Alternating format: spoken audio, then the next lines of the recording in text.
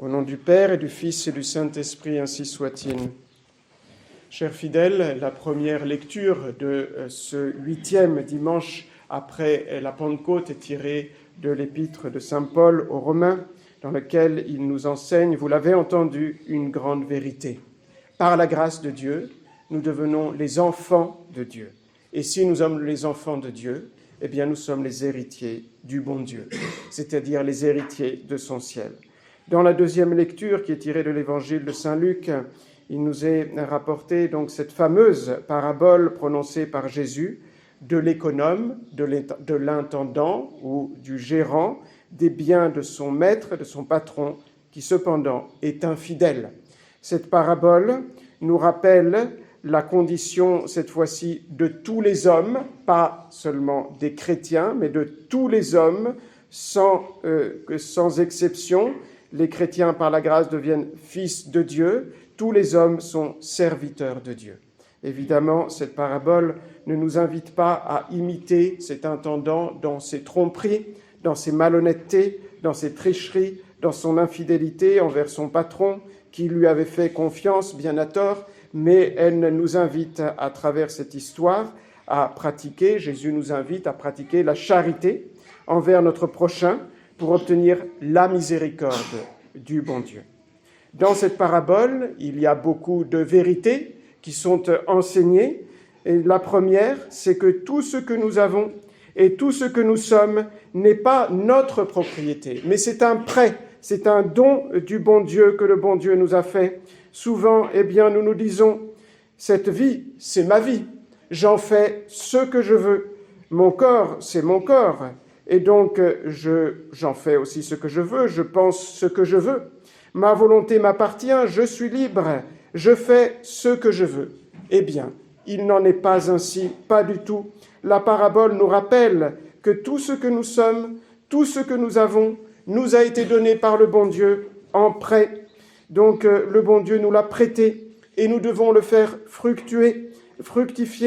C'est la même parabole, le même enseignement que dans la parabole des talents, ou dans la parabole des cités, où il y a donc un patron aussi, nous dit Jésus, ou un roi, qui va faire un long voyage, très loin dans un pays donc étranger, et voilà qu'il confie ses biens avant de partir, justement à un intendant, et donc à son serviteur, et quand il revient, ce roi, il prétend non seulement de récupérer ce qu'il a confié justement à son serviteur pour travailler, mais il prétend en plus des fruits. Il prétend que son bien a été fructifié. Il prétend que l'argent a été multiplié. Et donc, voyez-vous, le sens de la parabole d'aujourd'hui est exactement le même.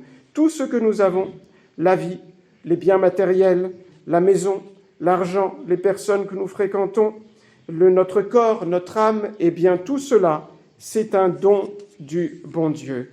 Et donc, plus exactement, c'est un prêt de Dieu. Il va falloir lui restituer. Et donc, nous devons travailler fidèlement pour faire fructifier tout ce que le bon Dieu nous a donné. La deuxième vérité, c'est que s'approche le jour du jugement. Les économes, les gérants, comme chacun sait, sans vouloir offenser le métier, il y a aussi des gérants qui sont évidemment honnêtes, administrent les biens d'un patron qui est absent. Et donc arrive facilement la tentation de se dire « c'est moi qui travaille, c'est moi qui administre ». Le patron, lui, il est parti en voyage, Dieu seul sait où il est, n'est-ce pas? Et alors l'économe, le gérant, commence à considérer les biens comme siens. Et donc il pense en faire finalement ce qu'il veut, ce qu'il lui plaît, n'est-ce pas? Comme on dit, ce n'est pas comme cela que cela marche, évidemment. Le patron, dans ce cas, comme nous dit d'ailleurs la parabole, entend des bruits qui courent. Ils sont en train de profiter de vos biens quand vous n'êtes pas là. Et alors, qu'est-ce que fait le patron? Il s'empresse de revenir. Et il dit au serviteur, « Rends-moi les comptes de ton administration. » Les comptes, mais pauvre de moi, j'ai tout mis dans mes poches, n'est-ce pas? Quel compte que je vais rendre? Donc, puis-je fournir? Voilà, nous, on peut parfois faire des liens, n'est-ce pas, avec des histoires qu'on entend dans le monde, n'est-ce pas? Peut-être dans la politique ou que sais-je. Mais en fait, voyez-vous, c'est ce qui nous arrive, évidemment pas de la même manière, mais à nous aussi. Nous pensons que le bon Dieu, il est loin. Certes, il existe, mais qui a vu le bon Dieu? Et par contre, ce monde, on le voit, n'est-ce pas? On voit donc les honneurs du monde, les biens du monde. Tout cela nous intéresse et nous attire, les plaisirs du monde. Et puis, donc, finalement, on fait un peu comme si cela nous appartenait. Mais tôt ou tard, Jésus nous dit dans l'Évangile, de façon inattendue pour beaucoup de personnes, pas pour tous, arrive la voix du bon Dieu qui dit « Rends-moi compte maintenant de l'administration de ta vie. Je t'ai donné une intelligence, qu'est-ce que tu en as fait? Est-ce que tu l'as utilisée pour me connaître et croire en moi? Je t'ai donné une volonté, est-ce que tu l'as utilisée pour m'aimer, moi le bien infini? Je t'ai donné un corps, est-ce que tu l'as utilisé pour le péché ou alors pour travailler pour moi? Je t'ai donné des biens terrestres, qu'en as-tu fait? Et donc voilà que le bon Dieu nous demandera compte, chers fidèles, eh bien, de l'usage de tout ce que nous avons. Et donc nous devons penser, voilà la leçon, la deuxième vérité, au jour du jugement, où il n'y aura qu'une seule chose qui va nous suivre. Ce sont nos œuvres, les bonnes œuvres qui rendront témoignage de nous, mais aussi les mauvaises œuvres qui nous accuseront. Il y a une troisième vérité enseignée dans cette parabole, eh bien c'est que justement nous pouvons avoir des témoins en notre faveur pour le jour du jugement, qui vont témoigner pour nous quand nous serons devant le bon Dieu. Jésus le dit dans l'Évangile, ce sont les œuvres de charité fraternelle, les œuvres de miséricorde. Certes, cela ne veut pas dire forcément qu'il faille donner aux premiers faux pauvres que nous croisons dans la rue, n'est-ce pas? Mais il y a 10 000 occasions dans notre vie, eh bien, de faire du bien autour de nous, à un malade, à un parent, à un ami, un pardon à accorder, peut-être très difficile à donner, à venir en aide à un nécessiteux qui peut-être n'ose pas demander. Donc, faire notre possible, même peut-être parfois avec l'obole de la veuve, comme dit Jésus dans l'Évangile, mais avec une vraie charité. Combien de pécheurs parfois se convertissent parce qu'ils ont pratiqué cette charité? Et un jour ou l'autre, le bon Dieu leur a donné la grâce de la conversion, de se confesser, de communier. Eh bien, voyez-vous, toutes ces œuvres de miséricorde sont des témoignages en notre faveur. Même les plus petites choses que nous faisons de façon cachée, personne ne le sait, mais le bon Dieu le voit. Nous l'avons fait avec une vraie charité. Faisons du bien tant que nous le pouvons, parce que ainsi, eh bien, justement, nous usons de tout ce que le bon Dieu nous a donné en prêt. Et donc, nous nous faisons des amis qui témoignent en notre faveur, ne serait-ce d'ailleurs que les âmes du purgatoire, pour lesquelles nous pouvons prier, nous pouvons les secourir. Et comme je vous l'ai dit, il y a 1000 façons d'user de charité envers les défunts et envers les vivants qui nous entourent. Et donc voilà, que le Seigneur nous fasse bien user, chers fidèles, à chacun de nous de cette vie qui nous a donnée en prêt, qui passe si vite et que nous devons faire fructifier comme un bon arbre qui doit donc produire de bons fruits. Dans la collecte de cette messe, nous avons demandé la grâce justement de toujours penser et de toujours agir en toute droiture. C'est bien cela, n'est-ce pas? Porter du fruit, donc suivant la droite raison, comme on dit, mais aussi suivant la foi. Et je voudrais finir avec un contre-exemple. Parfois, cela nous fait comprendre ce qu'il ne faut pas faire. C'est un fait d'actualité, malheureusement, mais surtout, cela nous rappelle que nous devons nous garder de l'esprit du monde, qui est tout le contraire de ce que Jésus nous enseigne dans l'Évangile. Et aussi, pour ce qui est de l'exemple que je vous donnerai, de la mentalité moderniste. En effet, au début du mois de juillet, a été nommé à la tête du dicaster de la doctrine de la foi un certain Monseigneur Fernandez, auquel Jorge Bergoglio a écrit une lettre qui est publique, ouverte, pour lui expliquer ce qu'il doit faire à ce poste de responsabilité. Et il a écrit, dans le passé, cette congrégation a usé de méthodes immorales. Mais qu'est-ce qu'était cette congrégation autrefois?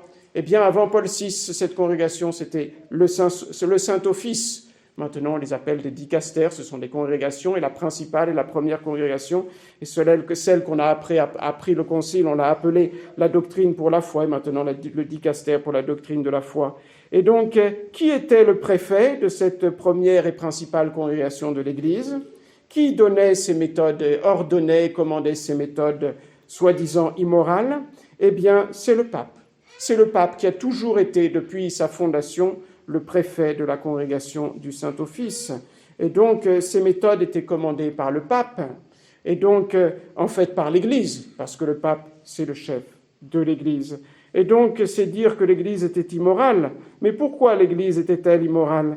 Eh bien, parce que, dit Bergoglio, eh bien, parce qu'elle pensait autrefois, qu'il fallait condamner les possibles erreurs, les présumées erreurs, alors que maintenant, eh bien, la nouvelle finalité donnée à cette personne, qui d'ailleurs le rôle lui convient malheureusement très bien, eh bien, c'est de ne pas condamner les erreurs. Ça, c'est l'esprit du monde. Ça, c'est l'esprit du modernisme. Je vous donnerai un exemple, excusez-moi, un peu vulgaire, mais qui fait bien comprendre. Imaginez un chef d'État qui nomme le chef de la police. Et donc, il nomme comme chef de la police le chef des délinquants et il lui dit « Eh bien, maintenant, tu dois protéger les délinquants, il ne faut rien dire aux délinquants, et par contre, les personnes qui s'opposent à cela, les personnes honnêtes qui sont contre la délinquance, tu dois les arrêter. » Évidemment, vous comprenez que si un chef d'État faisait cela, il ne serait pas l'autorité, n'est-ce pas? Il serait revêtu d'une apparence d'autorité, mais il poursuivrait une finalité opposée à ce qu'il doit faire. Ce n'est pas nouveau, malheureusement, cette mentalité, même si c'était de façon plus légère. Elle existe depuis Vatican II, cette mentalité justement contre l'Évangile. Depuis Vatican II, avec Dignitatis Humanae, a été enseignée la liberté religieuse, dans lequel il a été dit que la liberté religieuse a été enseignée par Jésus et par les apôtres, et que l'Église est allée bien souvent dans son histoire contre ce principe de la liberté religieuse. Et donc déjà, vous voyez, à Vatican II, on disait que l'Église se trompait.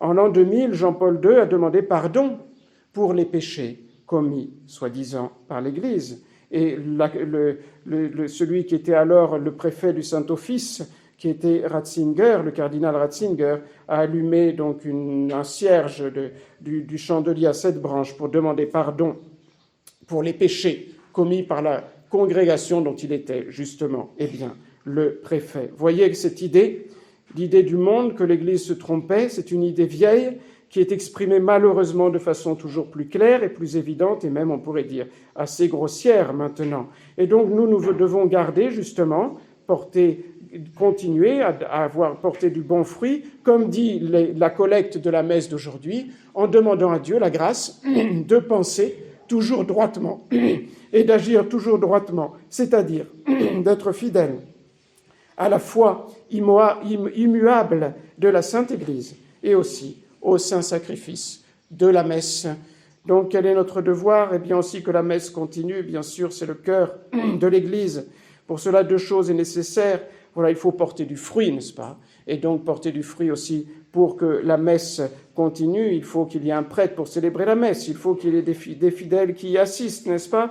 Et donc, pourquoi je dis ça? Parce qu'il faut qu'il y ait des jeunes qui répondent généreusement à l'appel de la vocation sacerdotale, sinon il n'y aura plus de messe.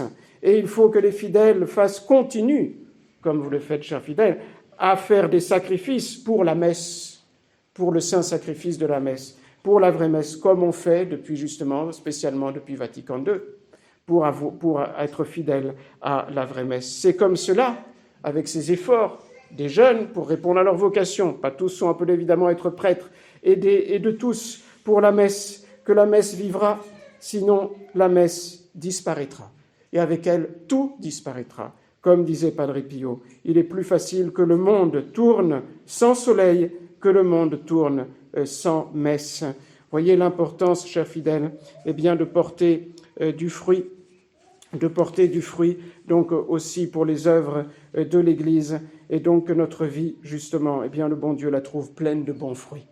Pleine de bons fruits. Si le bon Dieu trouve notre vie avec des bons fruits, nous serons et nous sommes ses enfants, Comme dit saint Paul, « Et si nous sommes ses enfants, nous aurons son héritage. » Et tout ce qui appartient à Dieu, puisque nous sommes ses enfants, et même Dieu lui-même nous appartient. Et alors nous ne sommes plus des intendants, nous ne sommes plus des serviteurs, mais, dit saint Paul, nous sommes ses fils, qui jouissent de tous les biens de leur papa, qui est le bon Dieu. Au nom du Père et du Fils et du Saint-Esprit, ainsi soit-il.